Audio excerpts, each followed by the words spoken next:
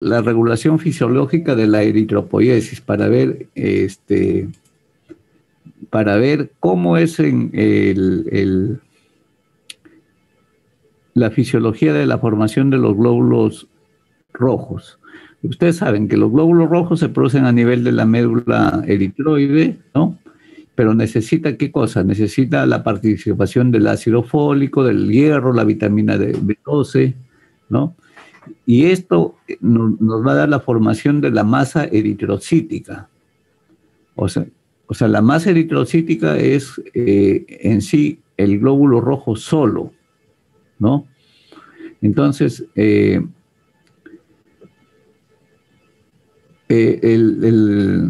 la destrucción de los eritrocitos que se producen en el nacimiento, al salir de la médula ósea, eso no tiene mucha importancia.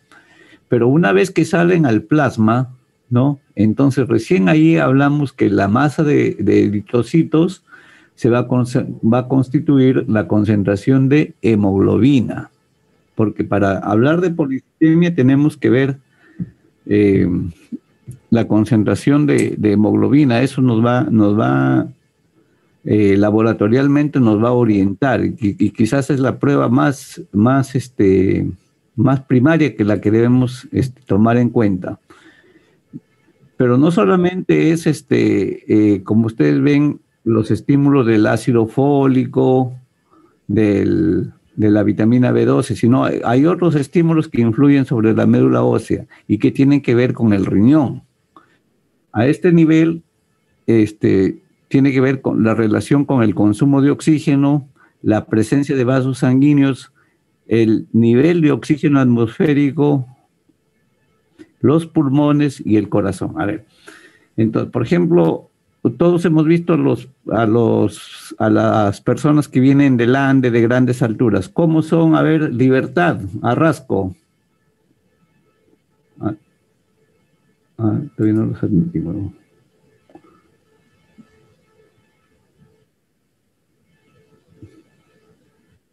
A ver,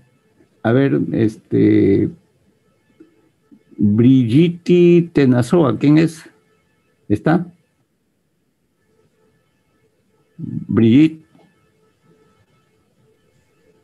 Sí. Doctor, bueno. Ariana Alba. Tienen apagado su... Doctor. A ver, Ariana. Buenas tardes, doctor. ¿Qué tal? ¿Cuál es la característica de los pacientes del Ande que vienen de la sierra, por ejemplo? ¿Qué características? ¿Cómo? Disculpe, están haciendo bulla acá a mi costado y no logro escuchar muy bien. ¿Qué dijo? Ya, no se ha escuchado ya. A ver, Anthony Barbosa. Anthony.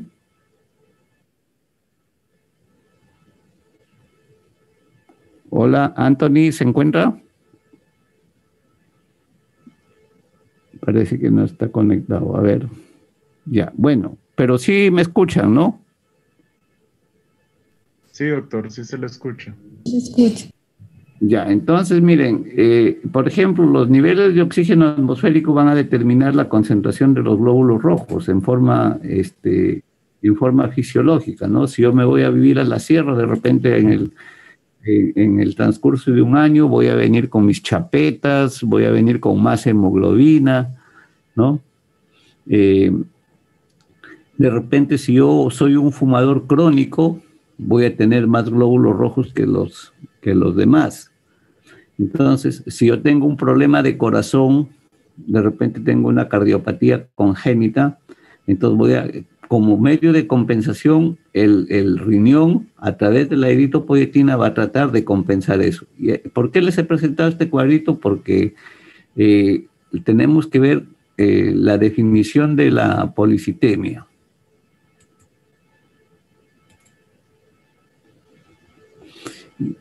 La policitemia se clasifica dentro de los trastornos mieloproliferativos crónicos, ¿no? Según la Organización Mundial de la Salud, vamos a tener a la leucemia mieloide crónica, que lo vamos a ver más adelante,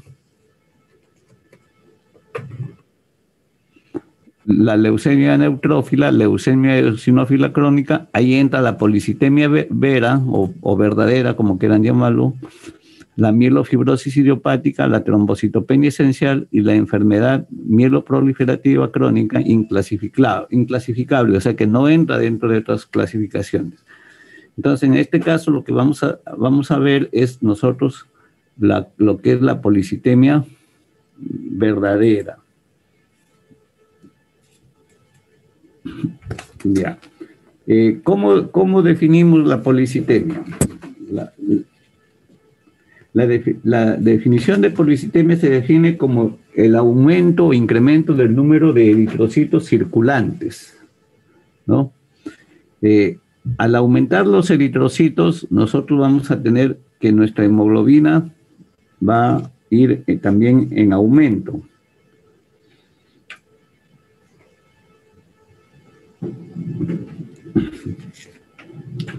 Pero si regresamos a la figura anterior, nos vamos a dar cuenta de que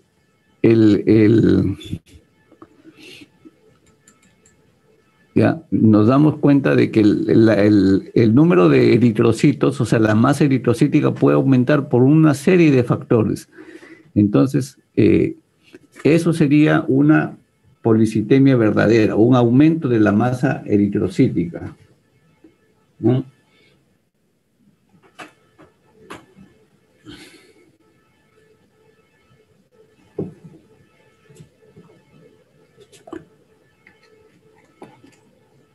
Un aumento de la masa eritrocítica, mientras que la policitemia se refiere a cualquier aumento o incremento en el número de eritrocitos. ¿No? Entonces, volvamos acá en esta imagen. Las policitemias se dividen en dos: policitemias verdaderas y policitemias aparentes. Entonces, ¿cuándo una policitemia es verdadera? Cuando la proliferación es clonal. O sea, ¿qué significa esto? Que la proliferación va a ser a nivel de la médula ósea. ¿Y cuándo es aparente? Cuando la policitemia es relativa. Vamos acá a hacer una diferenciación. Les pongo un ejemplo.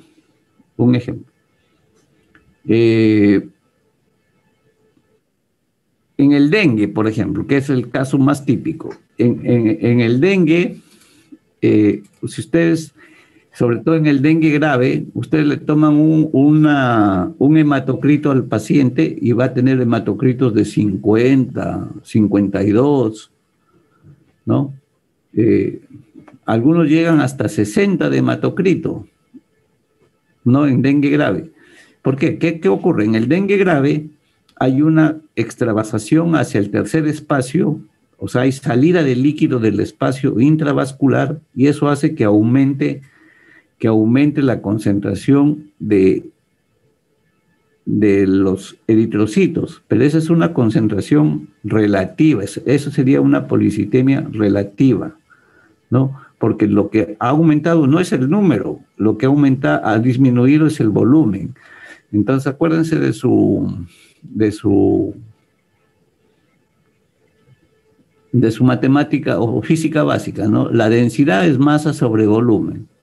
Por ejemplo, yo en una taza he hecho una cucharada de azúcar, voy a tener una determinada concentración. Pero si yo le voy quitando cada vez el agua y dejo el azúcar, esa va a ser mayor concentración. ¿He aumentado el azúcar? No.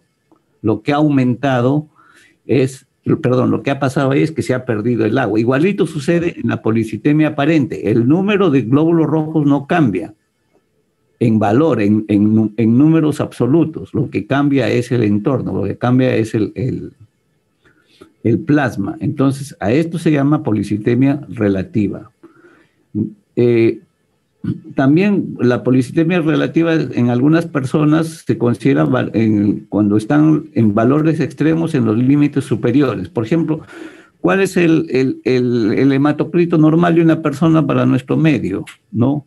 Se considera hasta 16. Algunos laboratorios lo consideran hasta 18. Ya, pero si consideramos normal 16 tener un hematocrito, que una persona lo encontremos con un hematocrito de 15.9 o 16, digamos, que siempre ha sido 16, entonces también eso no sería una policitemia verdadera, sino policitemia aparente. ¿Ya? Entonces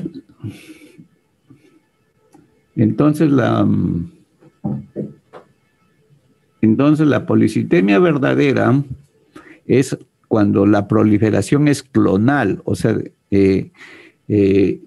desde la célula madre pluripotencial empiezan las que van a dar origen a los glóbulos rojos, son las que se descontrolan y empiezan una sobreproducción. ¿Ya? Creo que ahí está claro ese concepto, ¿no? Ya, entonces, de acuerdo a eso, la clasificación de la policitemia se clasifica uno en la policitemia aparente, es aquella policitemia relativa y valores extremos en el límite alto de la normalidad, como lo hemos visto en la figurita anterior. Las policitemias verdaderas ya tienen varias subclasificaciones. Acá vamos a encontrar la policitemia verdadera, clonal y la policitemia secundaria. Esto es importante, vamos a ver. Bueno, la que es congénita... ¿Aló? ¿Me escuchan? Sí, doctor. Sí se le escucha. Ya, entonces, la que es congénita va a estar asociada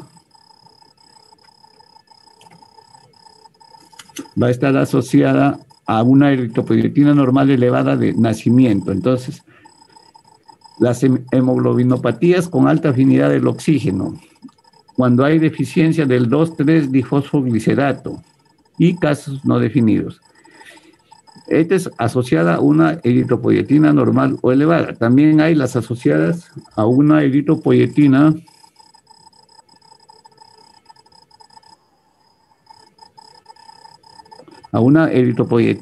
baja, que cuando hay una mutación del receptor,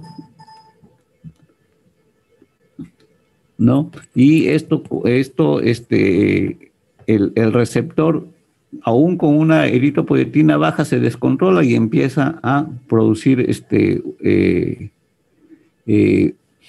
o empieza a estimular la médula en forma descontrolada.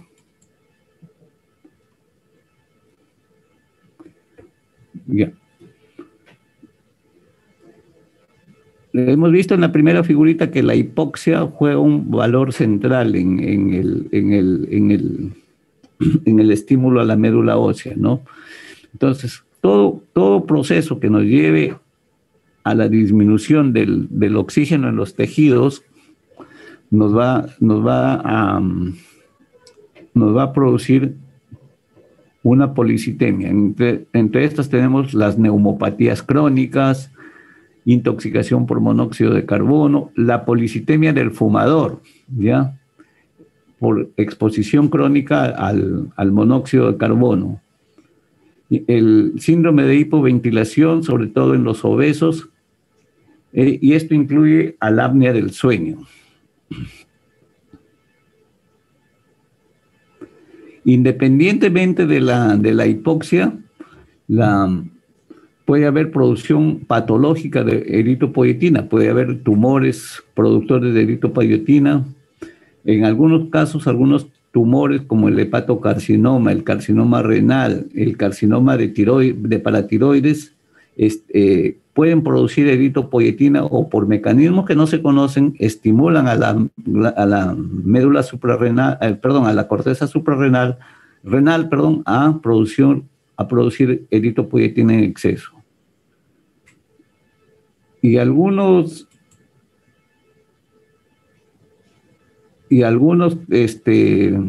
procesos no malignos también, por ejemplo, el feocromocitoma, el meningioma, pueden producir eritropoyetina y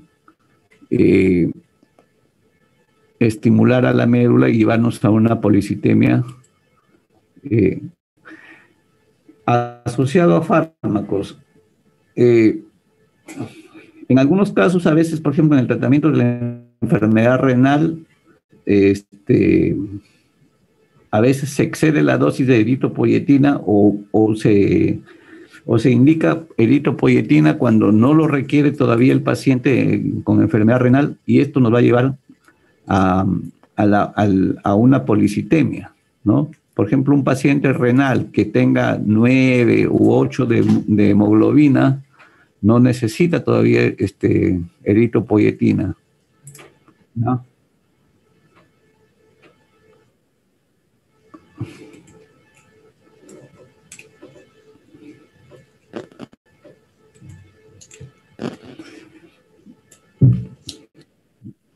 En algunos casos, algunos preparados con andrógenos, sobre todo como tratamiento para el cáncer de próstata, también nos puede producir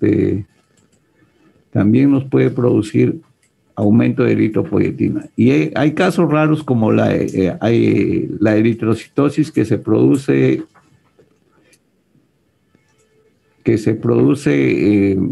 después del trasplante renal, que nos van a dar un aumento de la eritropoyetina.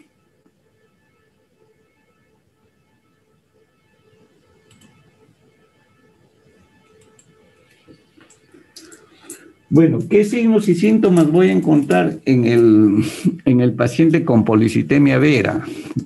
¿Qué signos? Generalmente estos pacientes son asintomáticos. No crean que vamos a la policitemia, a veces se diagnostica así de buenas a primeras, como se dice vulgarmente, ¿no? A veces el paciente puede estar de lo más normal posible, ¿no? Y no hay un síntoma que nos haga sospechar de policitemia. Y muchas veces el diagnóstico es incidental, o sea, a veces uno le pide un hemograma como un examen de rutina y se encuentra con una policitemia, ¿no?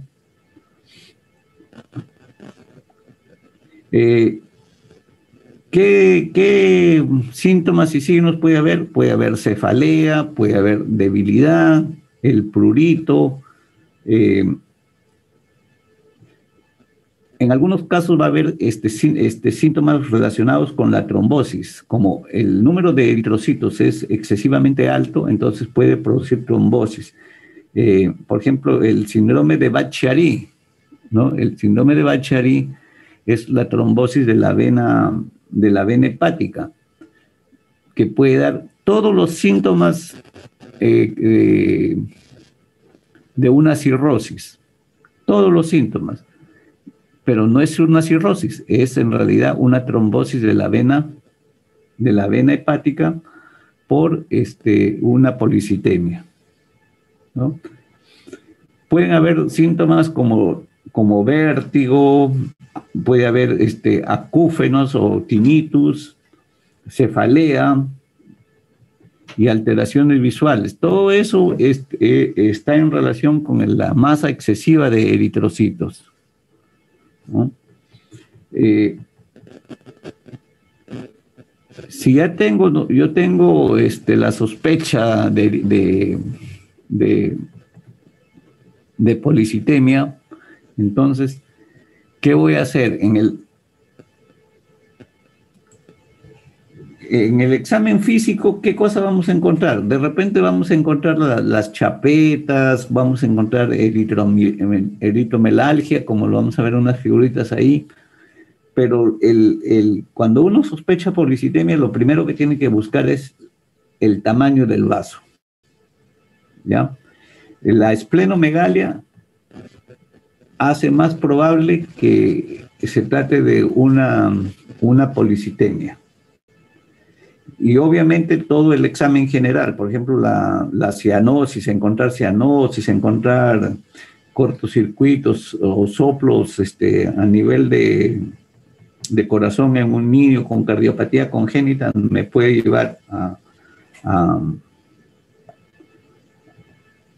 llevar a sospechar una policitemia, ¿no?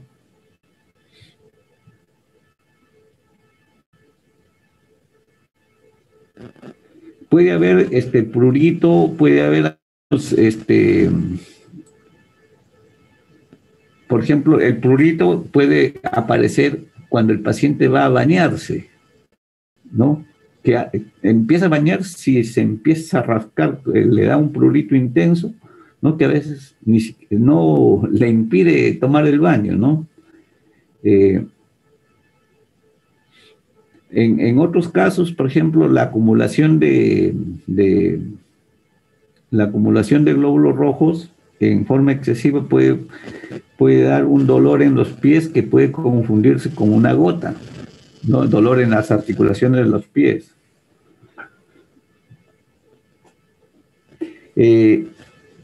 También el paciente con policitemia puede tener una fasis, una fasis plétora, ¿no? O sea, uno lo ve y está rojo, no es como se dice, un rubicundo agradable, ¿no? Se le ve rojo, como si hubiese corrido, hubiese hecho ejercicio intenso.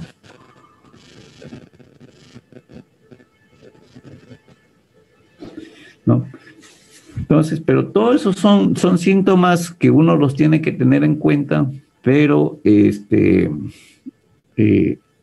como le digo, muchas veces el diagnóstico es incidental. Ustedes toman un hemograma y le sale 20 de hematocrito, ¿no? Entonces, eso hay que a veces cuando ustedes ya ejerzan como médicos, no se olviden, el humilde hemograma te da mucha información y a veces nosotros no lo tomamos en cuenta. Bueno, ¿qué características clínicas vamos a encontrar en la policitemia vera? Podemos encontrar leucocitosis, podemos encontrar aumento de las plaquetas, esplenomegalia, prurito, ¿no? Ahí dice, ¿no? En general, tras bañarse, trombosis, puede haber eritromelalgia, ¿no? O sea, es disestesias, o sea, pérdida de la sensibilidad, ¿no? Pérdida de la sensibilidad y un eritema acral. Acá les tengo una figurita para que ustedes vean la eritromelalgia, ¿no? La punta de los dedos son bien rojitas, ¿no? Rojitas, y el paciente dice que ya no siente, que no puede tener un tacto discriminativo, ¿no? Y es dolorosa, ¿no?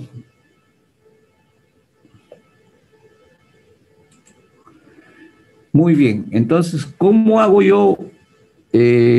A ver, perdón, antes que continuar, ¿alguna pregunta, chicos?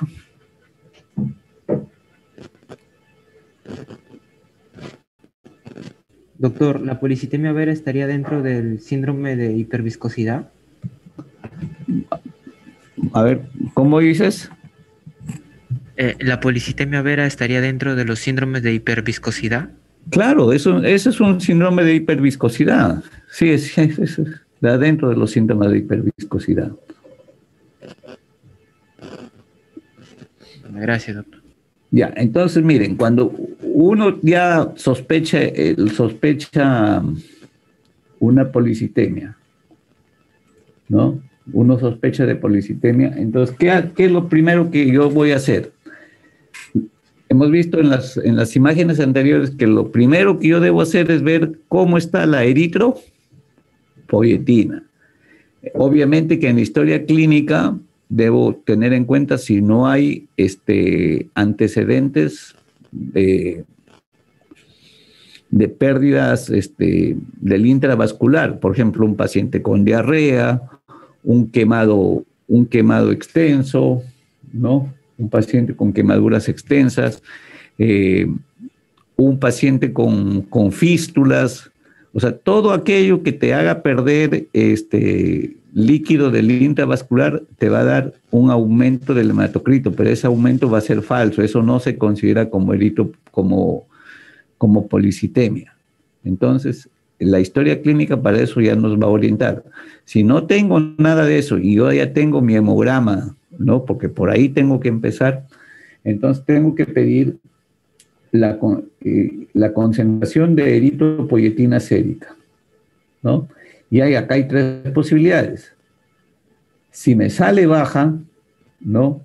Entonces yo voy de frente para hacer mi diagnóstico a la biopsia de médula ósea y trato de buscar la mutación de este gen, del gen JAK2 en sangre periférica, ¿no? Entonces de aquí voy a tener dos resultados, que mi policitemia vera puede ser probable cuando exista la mutación del JAK2 o una histología medular compatible con policitemia. Pero, ojo, dice acá, la mutación del JAK2 aislada no distingue la policitemia vera de otros síndromes mieloproliferativos. O sea, tiene que ser el gen, la mutación del gen con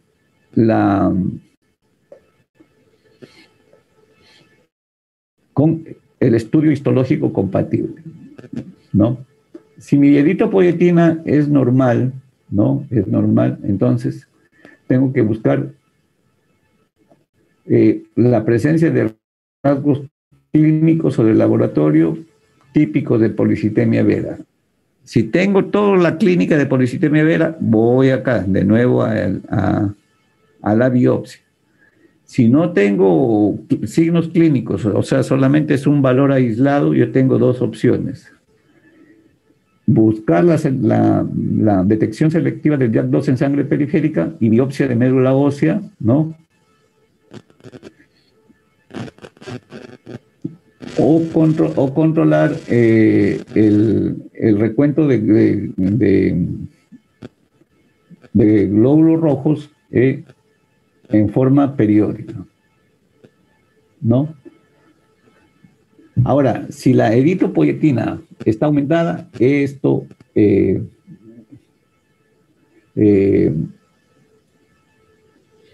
la policitemia vera como que no es probable, ¿no? Porque ya ahí estaría la causa, ¿no? No va a ser una policitemia que esté formándose a nivel clonal, sino por estímulo excesivo de la eritropoyetina, ¿no? Entonces, miren el valor de la eritropoyetina, ¿no? La clínica más la eritropoyetina me va a dar que puedo tener todas estas opciones. Pero sobre todo, una pregunta, por ejemplo, bueno, de examen podría ser, ¿una eritropoyetina aumentada me indica que confirma mi policitemia vera? No. ¿Que tengo que hacer más estudios? No. ¿Que tengo que controlar el recuento celular global? No. ¿Que es? ¿No? Estos algoritmos. Bueno, este es mismo, casi es lo mismo, pero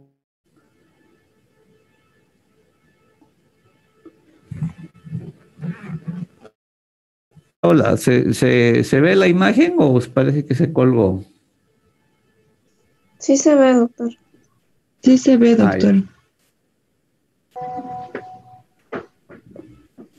Doctor, disculpe, una compañera me informa que está en sala de espera, si puede permitirle ingresar. Ya.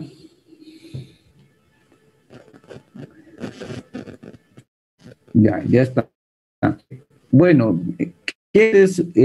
cuando yo veo mi policitemia vera, ya lo diagnostiqué, ya hice todos los estudios antes, voy a ver qué tan grave es la policitemia. Entonces, pacientes de bajo riesgo son aquellos menores de 60 años, sin antecedentes de recuento plaquetarios bajos y ausencia de factores de riesgo cardiovascular, o sea, no son fumadores, no es hipertenso, su ácido úrico está normal. El riesgo intermedio es aquel riesgo que no se le puede definir como ni alto ni bajo. Y el alto riesgo es el paciente mayor de 60 años, por ejemplo, que haya sufrido un tromboembolismo pulmonar agudo, haya sufrido trombosis o trombosis a nivel intestinal, cualquier tipo de antecedente de trombosis ya es un paciente de alto riesgo si además presenta vera.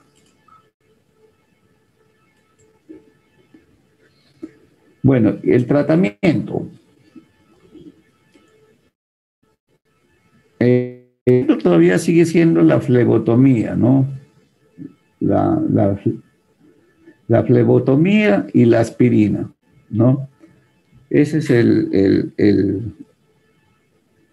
si es de bajo riesgo, flebotomía y bajas dosis de aspirina. Si es de alto riesgo, no se aplica esto. Y si en mujeres fértiles solamente flebotomía y bajas dosis de aspirina, ¿no? Cuando es de alto riesgo es flebotomía, bajas dosis de aspirina y aquí se agrega la hidruria, ¿no? Entonces son tres los mecanismos para tratar la policitemia, pero identificando el riesgo. Flebotomía y aspirina en riesgo bajo o intermedio. Flebotomía, aspirina e hidroxiuria en pacientes de alto riesgo. No crean que es muy infrecuente la policitemia vera. Es frecuente encontrar, pero ustedes tienen que saber identificar. Vaya a ser que vean un pacientito que de repente que viene de las alturas de Chota, viene con 18 de hematocrit, ustedes van a querer hacerle sangrado, todo eso, cuando es una policitemia del aire atmosférico, por la disminución de la concentración de oxígeno en el aire atmosférico, ¿no? A ver, ¿alguna pregunta?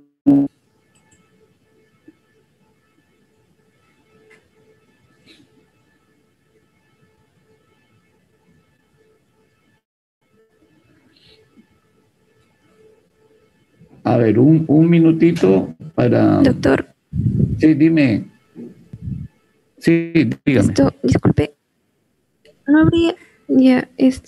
habría alguna otra diferencia entre, por ejemplo, no en pacientes de alto riesgo entre mayores y menores, porque solamente menciona la flebotomía y bajas dosis de aspirina e hidroxiuria? No, es que ese es el tratamiento. No, ¿cómo? No te entendí más. ¿Puedes repetir? Entre menores de 60 diferente. O sea, en menores de 60 años si también se aplica hidroxiuria. No, claro, o sea, ahí dice que sí, o sea, prácticamente me están planteando el mismo.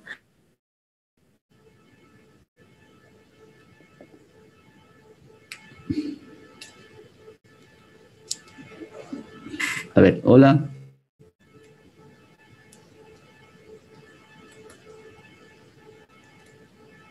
Sí, doctor, sí se escucha.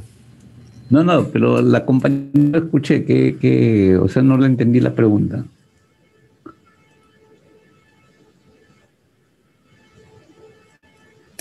A ver, replantea la pregunta, a ver, y lo vemos. A ver, un minutito, hasta ahí es lo que es la policitemia. Vamos a colocar las imágenes de la otra presentación, ¿ya?